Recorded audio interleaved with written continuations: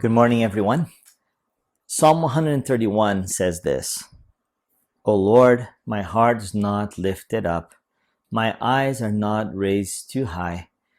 I do not occupy myself with things too great and too marvelous for me, but I have calmed and quieted my soul like a weaned child with its mother. Like a weaned child is my soul within me. O Israel, hope in the Lord from this time forth and forevermore. The Psalm of David gives us a picture of someone who has learned composure and found last peace and calm. David is the opposite of stressed here. David is calm and quiet. We cannot forget that David wasn't on the Mediterranean coast sipping lemonade. He was a king and life was not easy for him. And yet, he shows us what true peace that surpasses all understanding is like. And the result is a man that isn't noisy inside.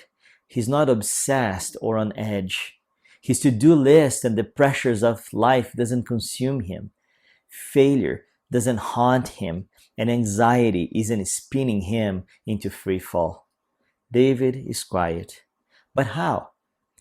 This psalm shows us that this composure is something you learn, and is learned in relationships, first with God and then with others.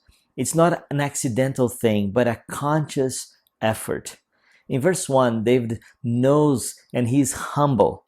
He knows his limits, what he can and cannot control. He knows he's not God, and he knows who God is. In verse 2, David shows us the process to reach such peace and quietness. The other day, Emma was exhausted and frustrated here at home, and she started crying and she was sobbing uncontrollably. I calmly took her into my arms and I hugged her and I whispered in her ears, I love you, you are safe here, I'm here with you. And I repeated that over and over and over. And over time, she calmed down. David was also noisy at some point in his life, and he learned quietness. Emma was noisy and uncontrollable, till an external force, like me, held her gently and calmed her down. David does the same thing. He calmed his soul. He quieted the noise inside of him. Like I did to Emma, David let the promises and truth of God hold him safe in the Father's arms, and he hears God whisper into his ears God's promises, because God's promise is the only thing strong enough to hold us down and produce peace, and peace leads to hope. So today, remember this: you are not God. You cannot control the uncontrollable. There is a God who does. Trust Him. Trust His promises. You can quiet the noise inside of you with the truth and promise of God who controls all things.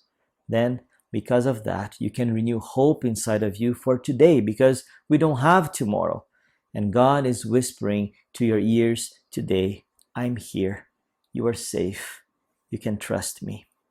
God bless you.